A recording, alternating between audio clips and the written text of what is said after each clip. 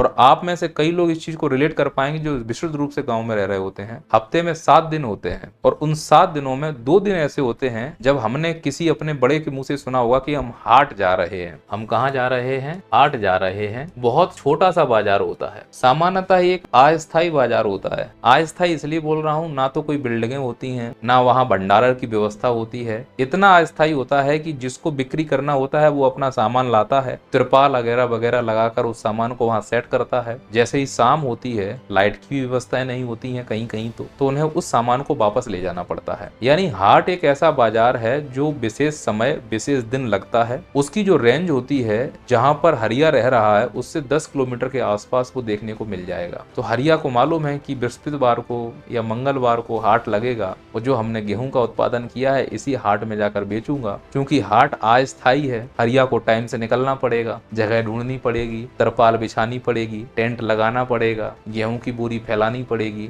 और फिर आवाज लगानी पड़ेगी, गेहूं ले लो गेहूं। ये विपणन की व्यवस्था का सबसे प्राथमिक चरण है।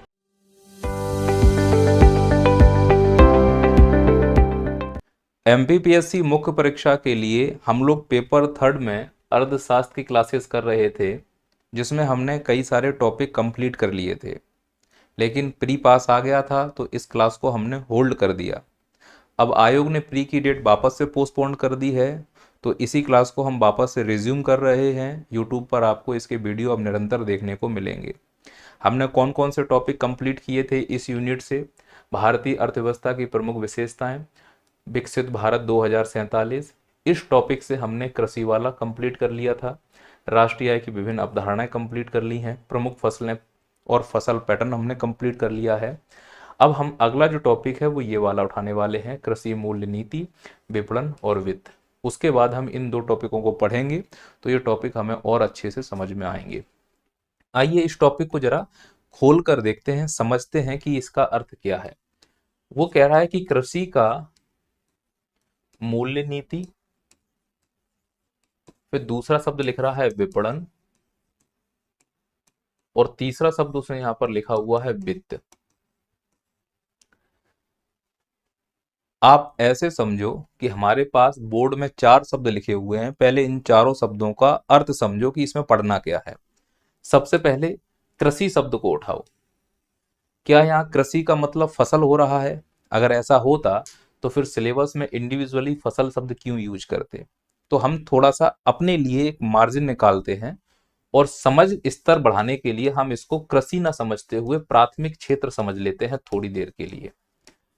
अब सबको मालूम है कि प्राथमिक क्षेत्र में न केवल कृषि को शामिल किया जाता है बल्कि पशुपालन, मुर्गी पालन, मत्स्य पालन, भेड़ पालन, इनको भी शामिल करते हैं। हालांकि खनन और उत्खनन भी शामिल होता है, पर इतना हमें ज्यादा एडवांस बनना भी नहीं है। खनन और उत्खनन कृषि थोड़ा सा दूर की चीजें हो जाती हैं, लेकिन पशुपालन और कृषि पालन तो एक ही बात है, क्योंकि जहां कृषि के साथ पशुपालन किया जाता है उसी को तो मिश्रित कृषि कहा जाता है। तो कुल मिला के पशुपालन कृषि का ही एक हिस्सा है। तो जब भी तुम कृषि शब्द सुनोगे यूनिट 1 में तो तुम समझ जाना कि मोटा मोटा हमें प्राथमिक क्षेत्र लेकर चलना है। सोचो, अगर कोई मूल्य नीति कृषि के लिए बनाऊंगा तो केवल फसलों के लिए बनाओगे? नहीं, साथ साथ पशुधन, पशुपालन के लिए भी कोई अगर मूल्य नीति बनाई है सरकार के द्वारा, खासकर केंद्र सरकार के द्वारा, तो वो हमारे नोट्स में होना चाहिए और थोड़ा बहुत जहन में भी होना चाहिए। ठीक इसी प्रकार से विपणन और वित्त केवल फसल के लिए नहीं करना है, पशुपालन के हिसाब से भी लेकर चलना है। कुल मिला के इन 4 शब्दों में से एक शब्द तो हमें समझ में आ गया, कृषि। अब आते हैं इन 3 शब्दों पर कि मूल्य नीति, विपणन और वित्त का क्या मतलब है। अब इसको समझिए, ये क्या कह रहा है? ये कह रहा है मूल्य प्लस नीति। यानी जो भी कृषि में उत्पाद होगा, चाहे फसल का उत्पाद हो या पशुपालन का उत्पाद हो, जब वो उत्पादन हो रहा है तो उसकी कोई लागत लगी होगी, बीज लगा होगा, उर्वरक लगा होगा, किसान की मजदूरी लगी होगी, और जहां पर उत्पादन हुआ है वो जमीन, उसका किराया भी एज्यूम करना पड़ेगा। जैसे जिस बिल्डिंग से मैं ये वीडियो रिकॉर्ड कर रहा हूं, हर महीने इसका मालिक मुझसे किराया लेता है। तो किराए का एक अपॉर्चुनिटी कॉस्ट होता है ना साहब। अगर मैं अपने घर से ये रिकॉर्ड करता तो मैं कुछ पैसा ये मान के बाहर निकाल देता कि भले ही ये मेरा घर है, लेकिन अगर ये ना होता तो मैं कहीं किराया दे रहा होता। तो भले ही खेत किसान का है, लेकिन अगर वो खेत किसान का नहीं होता तो किराया दे रहा होता। और गांव में कई लोग खेत पर किराया देते भी हैं, जिसे बलकट कहते हैं। तो जो भी उत्पादन हो रहा है, चाहे पशु का उत्पादन हो या फसल का उत्पादन हो, उसका एक मूल्य होगा। क्योंकि कृषि कोई उद्योग तो है नहीं है कि उसकी एमआरपी हो जाएगी। तो उस मूल्य का निर्धारण कैसे हो, उस निर्धारण करने के लिए कोई एक रणनीति होनी चाहिए, कोई प्लानिंग होनी चाहिए। तो बस उसी प्लानिंग की चर्चा हम जब करेंगे तो वो कहलाएगी कृषि की मूल्य नीति। फिर दूसरा शब्द आता है विपणन, इसको बोलते हैं मार्केटिंग। कि मान लो किसी किसान ने कोई सामान उत्पादित किया और तुमने एक थप्पा लगा दिया कि तुम्हारा जो उत्पादन हुआ है उस उत्पादन की कीमत इतनी है। उदाहरण के तौर पर तुमने जिस खेत में उत्पादन किया है किसी एक फसल का, और टोटल बोरे जो है वो 10 हैं।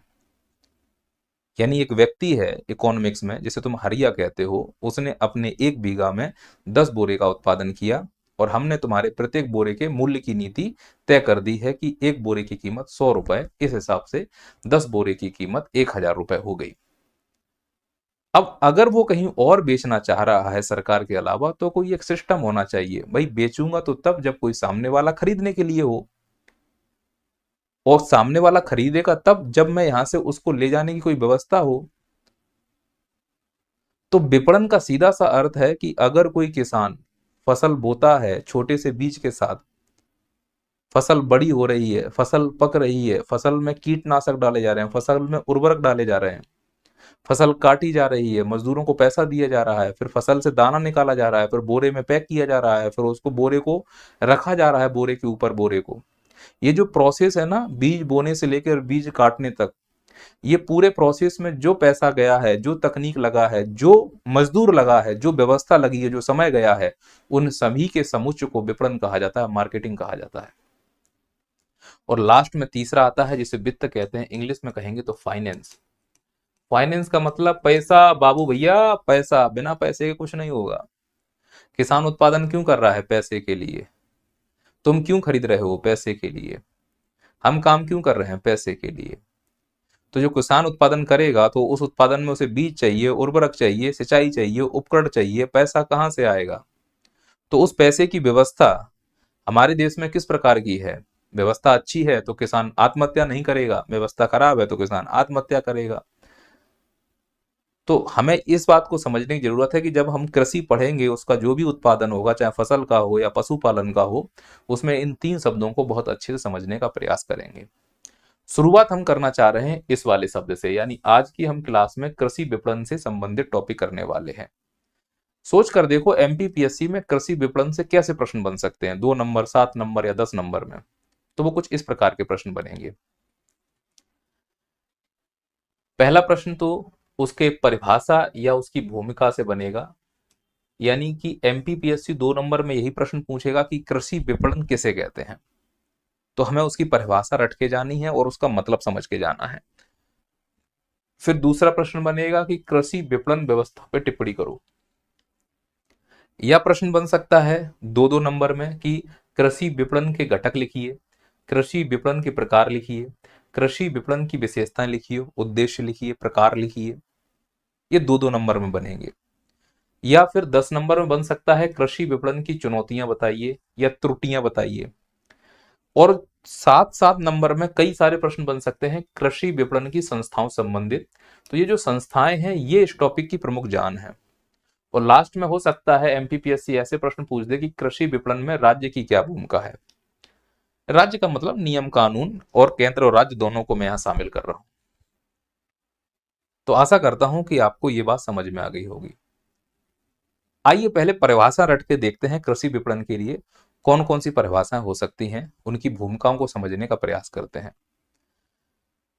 जो कृषि विपणन का कार्य है वो हमारी समवर्ती सूची की लिस्ट 33 में वर्णित किया गया है। यानी केंद्र और राज्य दोनों का विषय है। केंद्र भी इस पर कानून बना सकती है, राज्य भी इस पर कानून बना सकती है। यानी कि जो मंडियां हैं वो केंद्र और राज्य दोनों के अधीन हो सकती हैं, और है भी। कृषि पर तो दोनों लोगों को कानून बनाने का अधिकार होना चाहिए, और है भी कहीं हद तक। तो कृषि विपणन को लेकर जो परिभाषाएं दी गई हैं, दो विद्वानों ने दी हैं। पहले उस परिभाषा को आप रटो। अगर एमपीपीएससी में आता है कि कृषि विपणन किसे कहते हैं, तो प्रोफेसर अबोट का जो परिभाषा है वो रट लीजिए। अब इस परिभाषा में जहां मैं अंडरलाइन करूंगा उन शब्दों को ध्यान रखना है। इसमें लिखा है, कृषि विपणन के अंतर्गत उन समस्त क्रियाकलापों को सम्मिलित किया जाता है जिनके द्वारा खाद्य पदार्थ एवं कच्चा माल फार्म से उपभोक्ता तक पहुंचता है। फार्म से उपभोक्ता तक पहुंचता है, यानी समझना, पहले तो क्रियाकलाप शब्द एक आना चाहिए, ये क्रियाकलाप क्या है। फिर दूसरा ये है कि जो खाद्य पदार्थ है और कच्चा माल है, ये कहीं पहुंच रहा है। कहाँ पहुंच रहा है, तो बोल रहा है फार्म से उपभोक्ता तक। यानी इस पूरे सेंटेंस में केवल तुमको ये ध्यान रखना है कि फार्म माने खेत, उपभोक्ता माने खाने वाला, खेत से मुंह तक, हमारे मुंह तक जो भी उत्पादन है अगर वो पहुंच पा रहा है तो समझ जाना कि ये विपणन प्रणाली का हिस्सा है, मार्केटिंग का हिस्सा है। तो यहां पर तुम्हारा ये खेत है, इस खेत में तुमने गेहूं बोया है, और तुम जो वीडियो देखते हुए ठूस रहे हो ना, तुम्हारा ये मुंह है। मुंह का मतलब उपभोक्ता हो। तो इस खेत में दाना बोने से लेकर तुम्हारे मुंह में दाना पहुंचने की जितनी भी क्रियाएं हुई हैं, अब जो जो क्रियाएं हैं सोच लो।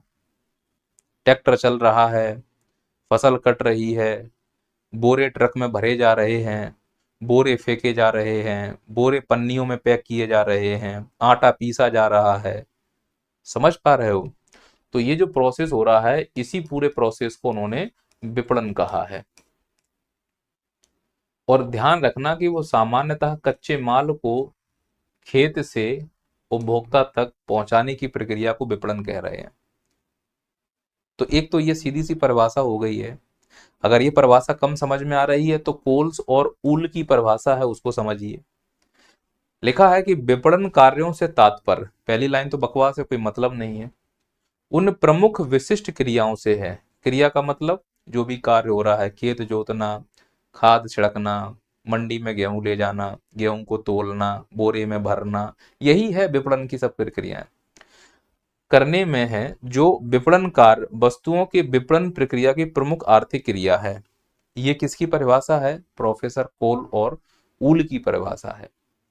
अब प्रश्न है कि सर जो आपने मुझे ये समझाया है उतना तो नहीं समझ में आया, लेकिन ये है कि एमपीपीएससी अगर हमसे पूछता है कृषि विपणन किसे कहते हैं, तो इन दो महाशयों के नाम लेके लपेट देंगे। कुल मिला के जो पहला वाला शब्द है जिसे हम बोलते हैं परिभाषा, वो हमने यहाँ पे कंप्लीट कर ली।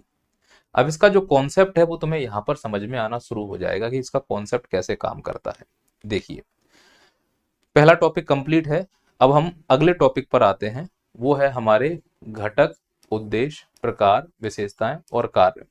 पर इनको करने से पहले मैं आपको इसकी व्यवस्था के बारे में थोड़ा समझा देता हूं, जिससे कि हमारी क्लास और समझदार और सही हो जाए। समझिए, सबसे प्रमुख टॉपिक है ये, और प्रश्न इस प्रकार से आएगा अगर एमपीपीएससी प्रश्न बनाती है विपणन से। तो फिलहाल इस साल तो नहीं बनेगा।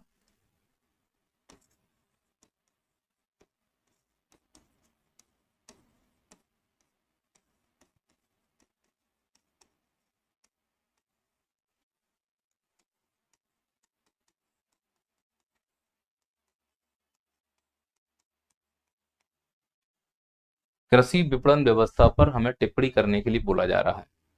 अब इस शब्द में ये जो व्यवस्था आया है ये हमें थोड़ा सा कम समझ में आ रहा है, इसको समझाने का प्रयास करो।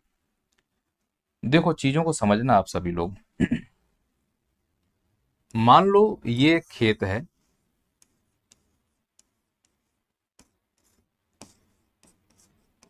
हरिया का खेत है ये। हरिया ने अपने खेत में किसी एक फसल का उत्पादन किया, उदाहरण के तौर पर समझते हैं गेहूं। हरिया जिस गांव में रहता है उस गांव से काफी दूर है बड़े बड़े बाजार, और हरिया को ये मालूम है कि इसी गेहूं को बेचकर मैं घर में बच्चों की फीस भर पाऊंगा, त्योहार मना पाऊंगा। और जिस गेहूं को इसने उगाया है ये गांव में तो कोई खरीदेगा नहीं। क्यों? क्योंकि गांव में सभी लोगों ने गेहूं उगाया है, और चूंकि हरिया का घर बाजार से बहुत दूर है, तो अब क्या करे हरिया? इस गेहूं से तो उसकी समृद्धि हुई नहीं। गेहूं बेचेगा, इसका मूल्य मिलेगा, तब उसका काम होगा। यानी गेहूं जब बोया था हरिया ने खेत में, गेहूं बड़ा हुआ, गेहूं हरिया ने काटा, गेहूं हरिया ने दाना निकाला, बोरे में भरा, ये सब इसकी विपणन प्रक्रिया का हिस्सा है। पर प्रॉब्लम ये है कि इस गेहूं से हरिया को तब फायदा होगा जब गेहूं के एवज में ये किसी को गेहूं दे, अनाज दे, और सामने वाला इसको बदले में पैसा दे। या फिर इसके गांव में वस्तु विनिमय प्रथा हो कि स्कूल का मास्टर फीस के बदले में गेहूं ले रहा है, मिठाई वाला मिठाई के बदले में गेहूं ले रहा है। पर ऐसा तो है नहीं है, इसे तो पैसा ही देना है। अब गांव में कोई खरीदने वाला नहीं है, तो तुम्हारा मन चीख चीख के बोल रहा होगा, तो सर मंडी में बेच दो ना। प्रॉब्लम तो यही है कि मंडी इसके गांव में है ही नहीं। तो तुम लोग जो विशुद्ध रूप से गांव में रहते होंगे, विशुद्ध रूप से गांव की पहचान ये है कि वहां पर पन्नी वाला कोई फूड नहीं मिलेगा। अगर आप बोलते हो कि हम गांव में रहते हैं और तुम्हारे गांव में दूध का पैकेट मिल रहा है, तो समझ जाना वो कस्बा है, गांव नहीं है। विशुद्ध गांव का मतलब है जहां दूध का पैकेट ना मिले पन्नी वाला। तो जहां विशुद्ध गांव में दूध का पैकेट नहीं है, इसका मतलब वहां पर वो सुविधाएं नहीं है, मंडी नहीं है। तो जो ऐसे लोग जो अपने खेत के उत्पाद को, अपने दूध को, दही को, चूंकि पशुपालन भी शामिल है, बेचने के लिए एक विशेष समय का इंतजार करते हैं। और आप में से कई लोग इस चीज को रिलेट कर पाएंगे जो विशुद्ध रूप से गांव में रह रहे होते हैं। हफ्ते में 7 दिन होते हैं, और उन 7 दिनों में 2 दिन ऐसे होते हैं जब हमने किसी अपने बड़े के मुंह से सुना होगा कि हम हाट जा रहे हैं। हम कहाँ जा रहे हैं? हाट जा रहे हैं। हाट का मतलब बेटा जो गांव का बच्चा है वो समझ रहा होगा, जो नहीं है मैं बताऊं, एक बाजार होता है, बहुत छोटा सा बाजार होता है। सामान्यतः एक अस्थायी बाजार होता है। अस्थायी इसलिए बोल रहा हूं, ना तो कोई बिल्डिंगें होती हैं, ना वहां भंडारण की व्यवस्था होती है। इतना अस्थायी होता है कि जिसको बिक्री करना होता है वो अपना सामान लाता है, तिरपाल वगैरह वगैरह लगाकर उस सामान को वहां सेट करता है। जैसे ही शाम होती है, लाइट की भी व्यवस्थाएं नहीं होती हैं कहीं कहीं, तो उन्हें उस सामान को वापस ले जाना पड़ता है। यानी हाट एक ऐसा बाजार है जो विशेष समय, विशेष दिन लगता है। उसकी जो रेंज होती है, जहां पर हरिया रह रहा है उससे 10 किलोमीटर के आसपास वो देखने को मिल जाएगा। यानी हाट का जो रेंज है वो अधिकतम 10 किलोमीटर की रेंज को कवर करता है, 0 से लेकर 10 किलोमीटर रेंज। तो हरिया को मालूम है कि बृहस्पतिवार को या मंगलवार को हाट लगेगा, और जो हमने गेहूं का उत्पादन किया है इसी हाट में जाकर बेचूंगा। क्योंकि हाट अस्थायी है, हरिया को टाइम से निकलना पड़ेगा, जगह ढूंढनी पड़ेगी, तरपाल बिछानी पड़ेगी, टेंट लगाना पड़ेगा, गेहूं की बोरी फैलानी पड़ेगी, और फिर आवाज लगानी पड़ेगी, गेहूं ले लो गेहूं। ये विपणन की व्यवस्था का सबसे प्राथमिक चरण है कि ऐसा बाजार जो अस्थायी होता है, उत्पादक की रेंज से 10 से 12 किलोमीटर की परिधि में होता है, भंडारण की कोई व्यवस्था नहीं होती है, परिवहन की कोई व्यवस्था नहीं होती है, रूल रेगुलेशन काम नहीं करते हैं, कोई नियम विनियमन नहीं होता है, और वहाँ पर जो बाजार चलता है वो दोनों की आवश्यकताओं की पूर्ति के लिए होता है। जो उस हाट में आ रहा है वो अंबानी नहीं होगा बेटा, और जो हाट में बेच रहा है वो भी कोई बहुत बड़ा बिजनेसमैन नहीं होगा। हरिया इसलिए बेचने गया है कि बच्चों की फीस भरनी है, और जो उसमें ग्राहक आ रहा है वो भी इसलिए खरीदने गया है कि बच्चों का पेट भरना है। तो जो ये हाट है ये बहुत छोटा बाजार है जिसमें छोटे विक्रेता होते हैं और छोटे खरीदार होते हैं। तो ऐसे विपणन प्रणाली या वह व्यवस्था जो उत्पादक, कृषि उत्पादक के क्षेत्र से 10 से 15 किलोमीटर की परिधि में होता है, उसको हम प्राथमिक बाजार कहते हैं। क्या कहते हैं बेटा? उसको हम प्राथमिक बाजार कहते हैं। तो विपणन व्यवस्था में 3 व्यवस्थाएं होती हैं बेटा। आशा करता हूं कि अब मेरी बात समझ पा रहे होंगे, क्योंकि विपणन का मतलब क्या है मुझे बताओ। विपणन का मतलब होता है लेन देन करना इत्यादि, ये सब विपणन के अधीन आ रहे होते हैं।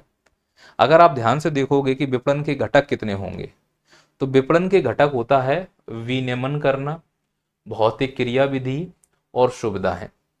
मतलब खरीद बिक्री की जाएगी ना।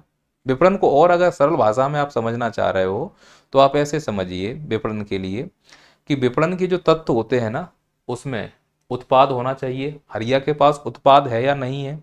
गेहूं था। मूल्य होना चाहिए। हरिया जब घर से निकला होगा तो हरियाइन ने कहा होगा कि देखो जी, जा रहे हो इतने से कम बेच के मत आना, नहीं तो कलेश हो जाएगा। तो हरिया के दिमाग में एक मूल्य है। हरिया जल्दी जल्दी चल रहा था कि जल्दी चलो, जिस मार्केट में हमको लगाना है वहां पे स्थान भी तो कवर करना पड़ेगा। और फिर हरिया ने प्रवर्तन का मतलब होता है प्रचार करना। हरिया सबको ये भी बताते हुए जा रहा है कि काका हम जा रहे हैं हाट में, आज दुकान लगाएंगे। तो लोगों को मालूम भी चलना चाहिए कि हरिया की दुकान भी है। भाई नैया पार का कोर्स आप तब खरीदोगे जब नैया पार की जानकारी हो, तभी तो बड़ी बड़ी कंपनियां बड़े बड़े प्रचार करवाती हैं। जितनी बड़ी कंपनी उतनी बड़ी होर्डिंग लगती हुई आपको दिखाई देती है, क्योंकि जितना ज्यादा प्रचार होगा उस प्रोडक्ट के बिकने के चांसेस उतने ज्यादा हैं। ये विपणन का हिस्सा है। और खरीदेगा कौन? लोग खरीदेंगे। तो एक अच्छा विपणन होने के लिए ये 5 तत्व होना बहुत जरूरी है। पहला, तुम जिस सामान को बेचना चाह रहे हो वो तुम्हारे पास हो, उसका एक डिसाइड कर लो वैल्यू। एक अच्छे स्थान पर बैठ जाओ जहां लोग आ जा सकें आसानी से। अच्छे से प्रचार करो और लोगों से अच्छे से व्यवहार करो। अगर आप ये 5 चीजें कर पाते हो तो निश्चित तौर पर आपकी दुकान अच्छी चलेगी। तो जो हरिया बेचने गया था, जहां पर बैठा था, जो प्रश्न की डिमांड है, प्रश्न की डिमांड क्या थी कि कृषि विपणन व्यवस्था को बताइए। अब इस व्यवस्था को बनाने के लिए 5 चीजें ध्यान रखनी होंगी। क्या? उत्पाद, मूल्य, लोग, प्रचार और स्थान। तो जब हम व्यवस्था के लिए करते हैं तो ये व्यवस्थाएं 3 प्रकार से काम करती हैं। एक, प्राथमिक व्यवस्था। अब बताओ, विपणन की प्राथमिक व्यवस्था में आप किस बाजार को शामिल करोगे? तो मैं ये बोलूंगा कि सामान्यतः इस विपणन की प्राथमिक व्यवस्था में मैं हाट को शामिल करता हूं। विपणन की प्राथमिक व्यवस्था में कौन शामिल हो गए? हाट शामिल हो गए। अच्छा, इनकी परिधि मालूम है कितनी होती है? मतलब उत्पादन के क्षेत्र से लगभग कितने किलोमीटर तक ये मिल जाएंगे? तो हरिया को मुश्किल से अधिकतम चलना पड़ेगा तो 10 किलोमीटर। तो 10 किलोमीटर की परिधि होती है इनकी अधिकतम। 12 भी हो सकती है, 13 भी हो सकती है। नॉर्मली 10 किलोमीटर के अंदर मार्केट मिल जाता है। आप खुद देखो, आपको अगर हाट करना हो तो 8-10 किलोमीटर के अंदर हाट आपका हो जाएगा। अच्छा ये बताओ, क्या भंडार की व्यवस्था होती है? भंडार नहीं होता। क्या परिवहन की व्यवस्था होती है? परिवहन होता है, उतना अच्छे से नहीं हो पाता, लेकिन भंडार की व्यवस्था तो नहीं हो पाती। अच्छा, क्या वित्त की व्यवस्था हो सकती है?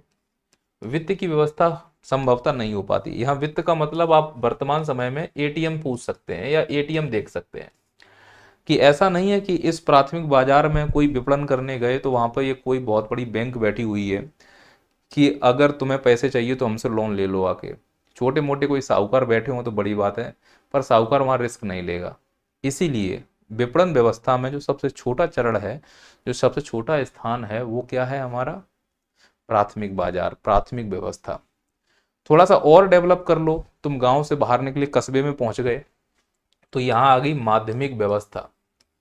इस माध्यमिक व्यवस्था को मैं माध्यमिक बाजार कहूंगा। माध्यमिक बाजार कहूंगा। ये हमारा प्राथमिक बाजार हो गया, दूसरा हमारा माध्यमिक बाजार हो गया। इस माध्यमिक बाजारों में सामान्यतः मंडियों को शामिल किया जाता है। सामान्यतः किसको शामिल करते हैं? मंडियों को। तो जो भी आप मंडी देख रहे हो ना अपने गांव शहर में, समझ जाना कि आप माध्यमिक बाजार का हिस्सा हो। इन मंडियों में क्या भंडार की व्यवस्था होती है? तो आप बोलोगे हाँ होती है। कम से कम टीन के शेड तो लगे रहते हैं। आप देखो कभी मंडी में जाना तो उसमें टीन के शेड आपको दिख जाएंगे। हालांकि भारत में अधिकतम भंडार खुले में होता है, लेकिन मंडियों में टीन के शेड लगते हुए हमें दिख जाएंगे। अच्छा, यहाँ पर जो लोग होते हैं, कौन आते हैं यहाँ पर खरीदने के लिए? तो थोक वाले भी आकर यहाँ पर खरीद सकते हैं और फुटकर वाले भी आकर यहाँ पर खरीद सकते हैं। ऐसा मंडियों में होता है कि नहीं होता है? बिल्कुल सही सोच रहे हो। जो मंडी आप सोच रहे हो मैं उसी की बात कर रहा हूँ। कुल मिलाकर बाजार मैंने थोड़ा सा बड़ा कर दिया। अब हरिया अगर यहाँ बेचने जाएगा तो फिर इसको यहाँ पर विशेष प्रकार की कुछ गतिविधियां करनी पड़ेंगी। ऐसा क्यों? देखो ध्यान से, यहाँ पर सुविधाएं हैं। अगर सुविधा है तो फिर इसके चार्जेस भी होंगे। सुविधा है तो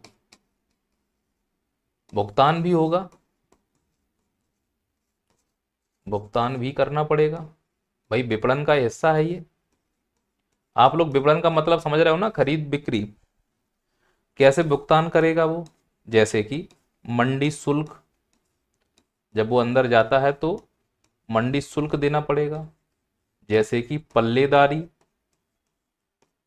पल्लेदारी के रूप में, जैसे कि तौल के रूप में, और एक शब्द और आता है दड़ा।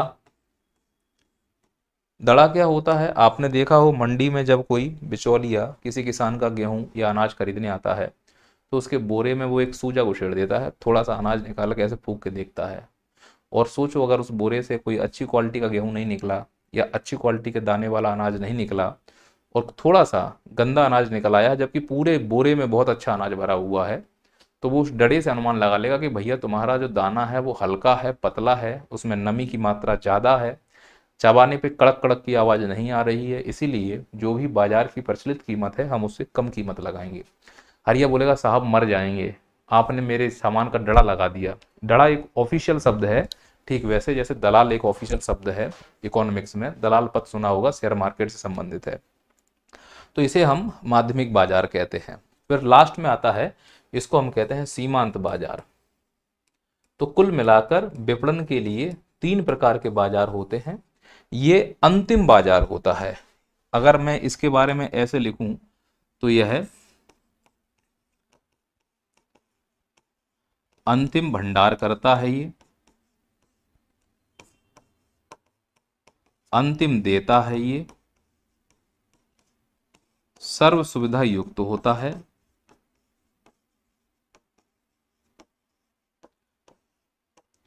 फुटकर और थोक सभी प्रकार की सुविधाएं उपलब्ध, सभी प्रकार की सुविधाएं उपलब्ध। इस बाजार में सामान्यतः फुटकर विक्रेता ही आते हैं, 2 किलो 5 किलो 4 किलो ऐसे ले जाते हैं, 100 किलो 20 टन ऐसे नहीं ले जाएंगे। तो ये है हमारे कृषि विपणन की व्यवस्था पर टिप्पणी। तो जब वो कृषि विपणन की व्यवस्था पूछे तो इसका मतलब 3 प्रकार के बाजार लिख के चले आना, और वो 3 प्रकार के बाजार प्राथमिक बाजार, माध्यमिक बाजार और सीमांत बाजार हैं। आशा करता हूँ कि ये पॉइंट आपको समझ में आ गया होगा। तो हमने ये पॉइंट को कवर भी कर लिया है। कौन कौन से पॉइंट हमने कवर कर लिए?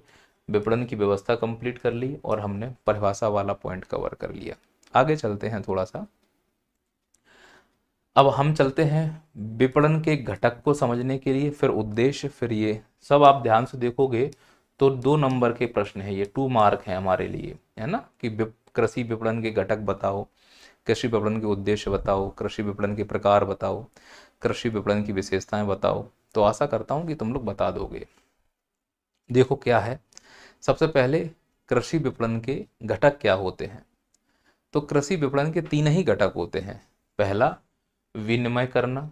विनिमय का मतलब एक्सचेंज। क्या एक्सचेंज करोगे? हरिया क्या लेके आया है? गेहूं। ग्राहक क्या लेके आया है? पैसा। तो जब मैं बोलूंगा कि विपणन मैं तुमसे करना चाह रहा हूं, देखो तुम्हारा और मेरा विपणन कैसे हो रहा है। सबसे पहले हमने विनिमय किया है, विपणन का घटक है पहला विनिमय। क्या? आपने मुझसे कुछ चीज खरीदी है, मैंने कोई चीज आपको बेची है। लेक्चर्स खरीदे हैं आपने और मैंने लेक्चर्स बेचे हैं। तो लेक्चर जो आपने खरीदे हैं वो कहाँ हैं? एप्लीकेशन पर उसका भंडार है। तो जो भी सामान आप बेच रहे हो विपणन है, खरीद रहे हो विपणन है। किसका बेच रहे हो? कृषि का, तो वो कृषि विपणन है। तो कृषि विपणन में बेचा जाता है, खरीदा जाता है। अब जो बेच रहा है उसके पास पहले से ही बजट होगा ना, भंडार होगा ना। भाई केले वाला केले तब बेचेगा जब ठेले पे केला हो, और ठेले पे केला तब होगा जब मंडी में केला हो, मंडी में केला तब होगा जब उसके भंडार में केला हो, और भंडार में केला तब होगा जब किसान ने बेचा हो, और किसान तो तब बेचेगा जब वो खेत से मंडी तक गया हो, और खेत से मंडी तक जाने में, भंडार गृह होने में जो जो क्रियाएं हुई हैं, चाहे वो परिवहन हो, चाहे वो शुल्क हो, चाहे वो टैक्स हो, चाहे वो हफ्ता वसूली हो, ये सब हमारे कृषि विपणन का हिस्सा है। तो कृषि विपणन में पहला घटक क्या है? विनिमय है सर। विनिमय का मतलब बेचो, खरीदो और भंडार करो। दूसरा घटक है भौतिक क्रिया विधि। भौतिक क्रिया विधि का क्या मतलब है? सीधी सी बात है कि जो भंडार हुआ है उसके लिए परिवहन हुआ होगा, प्रसंस्करण हुआ होगा। सर प्रसंस्करण का मतलब, हरिया ने गेहूं बेचने के लिए गेहूं काटे होंगे तो सीधे काट के तो मंडी पहुंच नहीं गया होगा। गेहूं की बाली से गेहूं का दाना निकाला होगा, थ्रेसर में उसको डाला होगा, अच्छे अच्छे दानों को छाना होगा, भूसा अलग गेहूं अलग। इस प्रक्रिया को प्रसंस्करण कहा जाता है। फिर जब गेहूं छाना जाता है तो उसमें पतला गेहूं निकलता है, मोटा गेहूं निकलता है, आप लोगों ने देखा होगा सब लोगों ने। तो अच्छे गेहूं को अलग कर देना, बुरे गेहूं को अलग कर देना। अच्छे गेहूं की कीमत अलग, बुरे गेहूं की कीमत अलग। आप लोगों ने ठेले पे देखा होगा, सेव या केले बेचने वाले भैया बोलते हैं ये 40 के 12 हैं, ये 60 के 12 हैं। इसका मतलब उस केले पर अच्छे वाली क्वालिटी अलग और बुरे वाली क्वालिटी अलग। इस प्रक्रिया को मानकीकरण कहा जाता है। यानी जो 60 वाला केला है वो बेस्ट क्वालिटी का केला है, उससे कम क्वालिटी का केला 40 वाला है। तो हरिया ने जो गेहूं बेचा है वो बोलेगा वहां मंडी में जाकर, भैया ये 100 रुपए किलो है, ये 80 रुपए किलो है। इसका दाना देखो भैया कितना एकदम कड़क, बिल्कुल नमी नहीं है, इस दाने में थोड़ी सी नमी है। तो ये विपणन का हिस्सा है, परिवहन विपणन का हिस्सा है, साफ सफाई विपणन का हिस्सा है, कैटेगरी कर देना विपणन का हिस्सा है, भंडार करना विपणन का हिस्सा है। अब तो आपको विपणन समझ में आ रहा होगा। इतना ही नहीं, विपणन में सुविधाएं भी शामिल होती हैं। जैसा कि प्राथमिक बाजार में नहीं था कि अगर मेरे पास एटीएम है और मैं हरिया से गेहूं खरीदना चाहता था प्राथमिक बाजार में, हाट में, वहां एटीएम ही नहीं था, वित्तीय व्यवस्थाएं नहीं थी, तो अच्छा विपणन नहीं माना जाएगा। तो अच्छा विपणन वो माना जाता है जिसमें खरीदना और बेचना आसान हो, जिसमें भंडार करना सुरक्षित हो और भंडार आसानी से किया जा सकता हो, परिवहन आने जाने की व्यवस्था जिस बाजार में अच्छी हो, प्रसंस्करण और मानकीकरण मतलब गुणवत्ता वाली चीजें मिल रही हों और अलग अलग मिल रही हों, साथ ही साथ वहां वित्त की उपलब्धता हो। दूसरा, जोखिम वहीनता हो। जोखिम वहीनता का मतलब, सबने कहा था हरिया से कि हरिया इस साल गेहूं मत बो, पानी ज्यादा बरस जाएगा या पाला पड़ जाएगा या ओले पड़ जाएंगे, तो दूसरी कोई फसल बोले जो ओले से प्रभावित ना होती हो। हरिया ने कहा नहीं, हमें मालूम है कि गेहूं में इस साल फायदा होगा। हरिया जोखिम ले गया। तो जो ज्यादा जोखिम ले सकता है वो अच्छा विपणन कर सकता है, वो अच्छा मार्केटिंग कर सकता है। तो विपणन में एक जो घटक घुसा हुआ है वो क्या घुसा हुआ है? तो आंसर है जोखिम वहनता। और एक और शब्द है बाजार की सूचनाएं। अच्छा विपणन वो माना जाता है कि लोगों को मालूम तो हो। आज संचार की दुनिया में सबको मालूम है। जैसे एमपीपीएससी की आप लोग तैयारी कर रहे हो तो नैया पार पे भी इकोनॉमिक्स पढ़ाई जा रही है।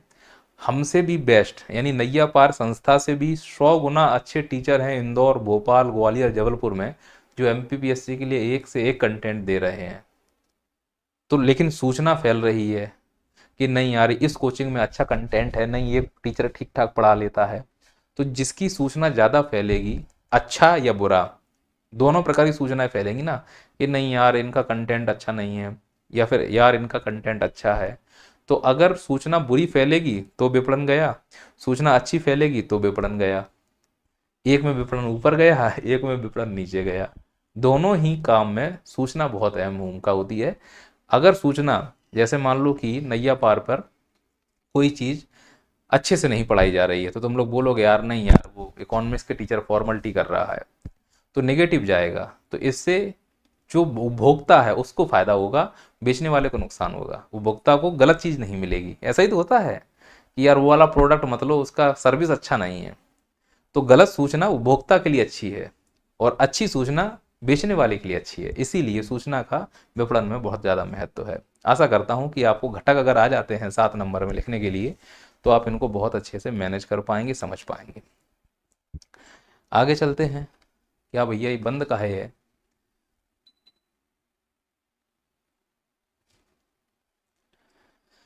आगे चलते हैं। एमपीपीएससी पूछेगा कि कृषि विपणन के उद्देश्य बताओ। यानी कि एमपीपीएससी ने हमसे क्यों कहा है कि आप कृषि विपणन को पढ़कर आइए। कोई तो कार्ड होगा। हाँ, कार्ड है ना।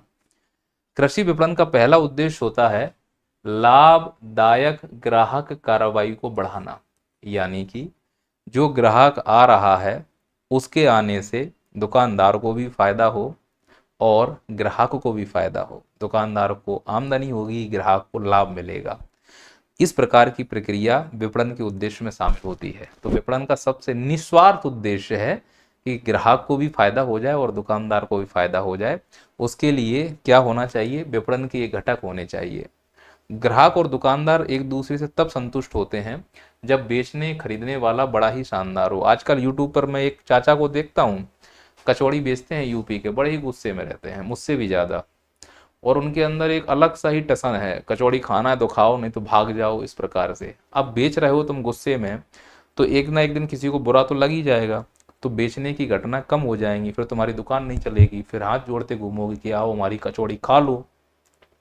इसलिए बेचना और खरीदना बड़ा मैटर करता है विनिमय के लिए। तो उद्देश्य विनिमय का यही है कि हम एक दूसरों को फायदा हो जाए। आई बात समझ में थोड़ा सा? दूसरा यह है कि ब्रांड जागरूकता पैदा करना। ब्रांड की जो जागरूकता है ये विश्वास जगाती है लोगों में। जब भी किसी ब्रांड में, प्रोडक्ट में ब्रांड का नाम हो, या फिर मैं ये कहूँ जब भी किसी प्रोडक्ट में ISI मार्क या हॉल मार्क इस प्रकार की कोई मार्किंग अगर हो जाए, तो आप ये समझो कि उस पर ट्रस्ट किया जा सकता है। कभी कभी हम देखते हैं ना कि कोई जूता पहन रहे हैं, कोई मोबाइल ले रहे हैं, अगर उसकी अच्छी खासी ब्रांडिंग हो गई है तो फिर उसको आसानी से यूज कर सकते हैं। मौजूदा ग्राहक बना के रखना ये कृषि विपणन की अगली विशेषता है। ऐसा नहीं कि नैया पार पे एक बार एप्लीकेशन पे आके कोर्स खरीद लिए, तो हम तो चाहेंगे ना तुम लोग बार बार आओ, ऐसे पैसे उड़ाओ मेरे ऊपर, ऐसे 100 रुपए 99 रुपए में ये कोर्स ले लो, और तुम लोगों को लग रहा है कि हमारे सामने बिल्डिंगें तांग दी। कई तो ऐसे कमेंट करते हैं, टोन देखो कमेंट करने का, 1000 रुपए ले लिए हैं, कोर्स नहीं करा रहे। अरे गधे, वीडियो बनाया था ना कि अप्रैल के एंड तक जाकर कोर्स खत्म हो पाएगा, घोड़ी पे चढ़ के काहे कोर्स लेने आ रहे हो? और देखो मैं तो बहुत छोटा मोटा अध्यापक हूँ, एक से एक तुर्रम खां डले हुए हैं इकोनॉमिक्स के लिए इस मध्य प्रदेश में। 50-50 100 रुपए में कोर्स बिक रहे हैं, उनके कोर्स कंप्लीट भी हैं। आराम से पढ़ो, टीम को मैसेज करो, फोन पे करो, तुम्हारा पैसा ब्याज के सहित 15 दिन का ब्याज भी लौटाया जाएगा तुमको। थोड़ा पेशेंस रखो ना यार, सीखने आए हो तो बात करने का एक लहजा होना चाहिए। हमको लगता ही नहीं है कि हम तुम्हारे मास्टर हैं, ऐसा लग रहा है कि तुम लोगों ने 1000 रुपए में हमें खरीद लिया हो और ऑर्डर दे रहे हो नाच शमिया इस गाने पे। फ्री की वजह से पोस्टपोन कर दिया था। नए ग्राहक विकसित करना विपणन, कृषि विपणन की एक अगली विशेषता है। अगला है कृषि विपणन के प्रकार बताओ। तो उत्पादन करते समय विपणन होता है, कॉरपोरेट करते समय विपणन होता है, और संचार में विपणन होता है। कर लो, देख लो किसी प्रकार से। क्या कृषि में संचार का कोई माध्यम है? नहीं। क्या कॉर्पोरेट का कोई माध्यम है? हाँ है, उतना नहीं है, पर उत्पाद तो पूरी तरह से है। क्या उत्पाद करोगे? गेहूं।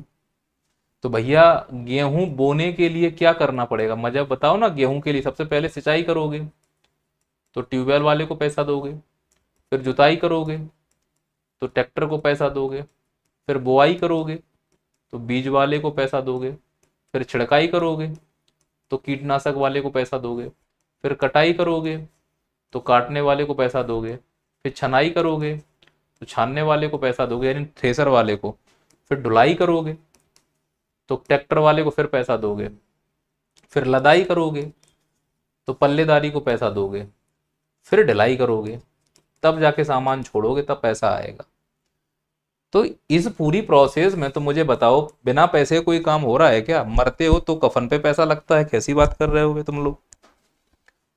तो उत्पाद वितरण जो है ना, वो सबसे प्रमुख है हमारे लिए। थक जाता हूं रे खड़े खड़े, इसलिए बैठ रहा हूं, है ना। चलो, अगला है कृषि विपणन के प्रमुख तत्व, या फिर PSC पूछ देगा विशेषताएं। इस पे तो जस्ट हमने अभी डिस्कस ही किया है कि तत्व क्या होते हैं। उत्पाद होना चाहिए, मूल्य होना चाहिए, स्थान होना चाहिए, प्रवर्तन प्रचार होना चाहिए, और प्रवर्तन का मतलब चालू रहना चाहिए, और लोग होने चाहिए। याद रखना, अगर इन्हीं पांचों को मिला दिया जाए, इन्हीं पांचों को अगर मिला दिया जाए तो इसी को संयुक्त रूप से विपणन मिश्र कहा जाता है।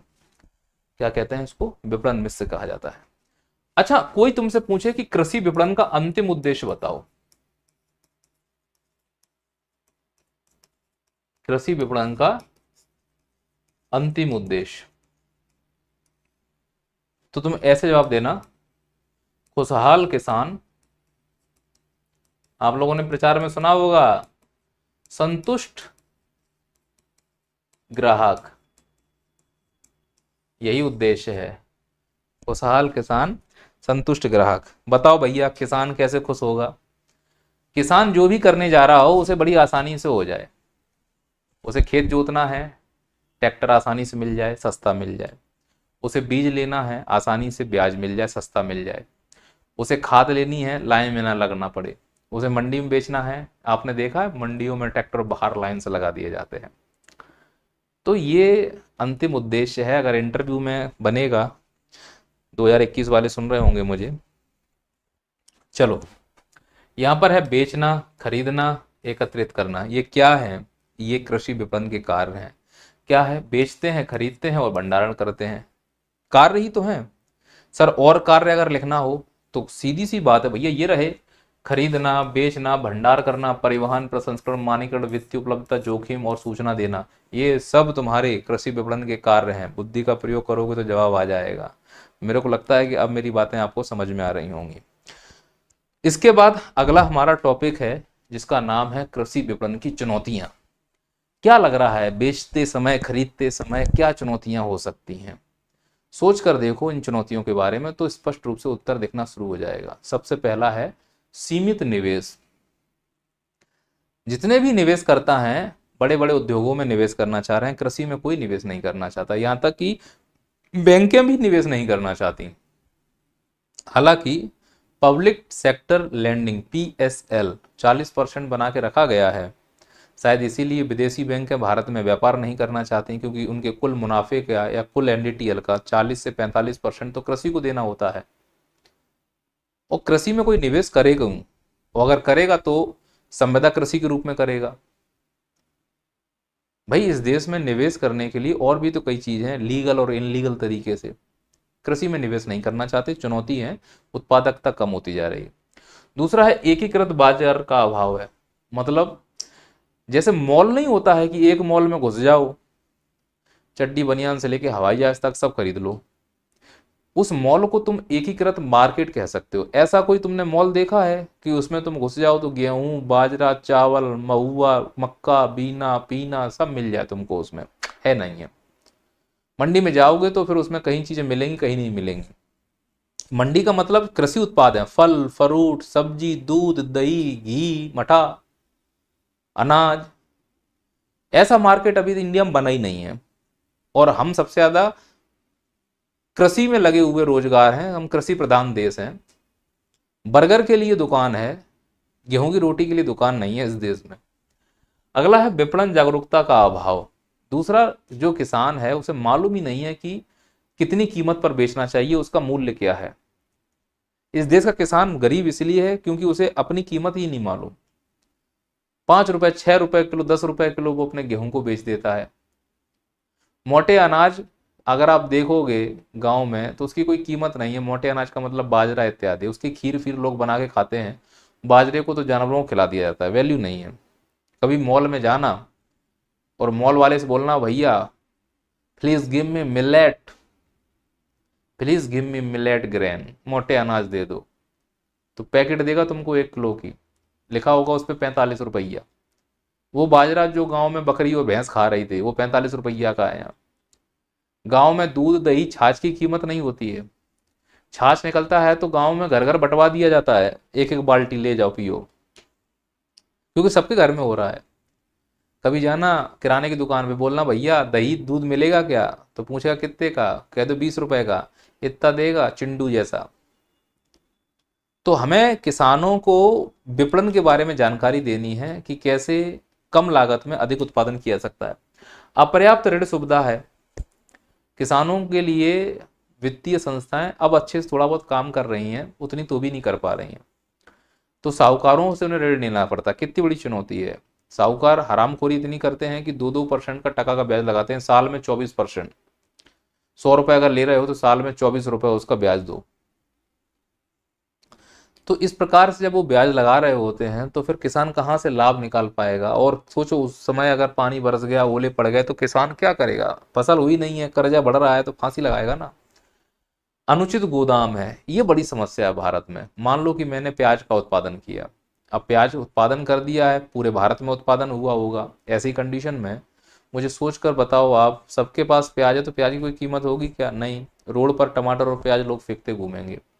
तो हम चाहेंगे कि प्याज को थोड़ी देर के लिए होल्ड कर लें, उसके लिए स्टोर होना चाहिए। अब स्टोरेज पे गए, जैसे हम कोल्ड स्टोरेज कहते हैं, वो यूनिवर्सल है साले, सब के सब यूनिवर्सल है।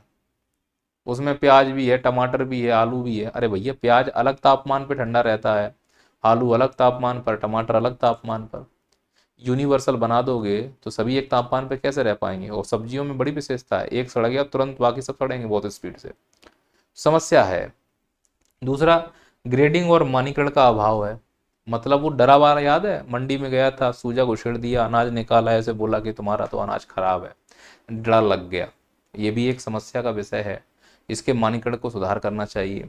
अपर्याप्त परिवहन सुविधाएं हैं, वो तो सबको मालूम है कि किस प्रकार से मंडियों तक जाने में किराए की गाड़ी करके जाते हैं किसान, और रात रात भर मंडियों के बाहर खड़े रहते हैं, बिचौलिए आते ही नहीं है खरीदने के लिए। बड़ी संख्या में बिचौलिए हैं, और जो बिचौलिए आते हैं खरीदने के लिए वो तो मतलब ही होते हैं सब।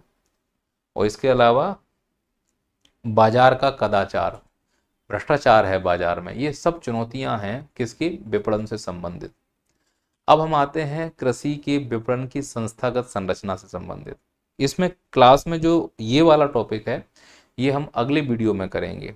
याद रखना कि इस टॉपिक में हम उन सभी संस्थाओं के बारे में बात करेंगे जो विपणन से संबंधित हैं, और एमपीपीएससी यहीं से प्रश्न पूछेगी। उदाहरण के तौर पर एमपीपीएससी पूछ सकती है कि राष्ट्रीय कृषि विपणन संस्थान क्या है, पूछ सकती है एनसीसीएफ क्या है, पूछ सकती है एनसीडीसी क्या है, हिंदी में इसको कहते हैं राष्ट्रीय सहकारी विकास निगम, पूछ सकती है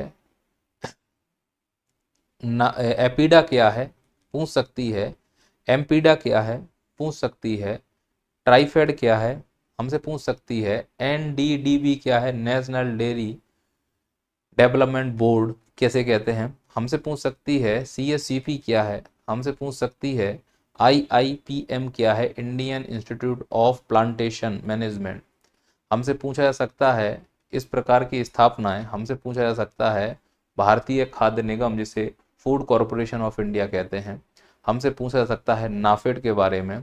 नाफेड के बारे में हम पूरी डिटेल से जानकारी कल की क्लास में करने वाले हैं।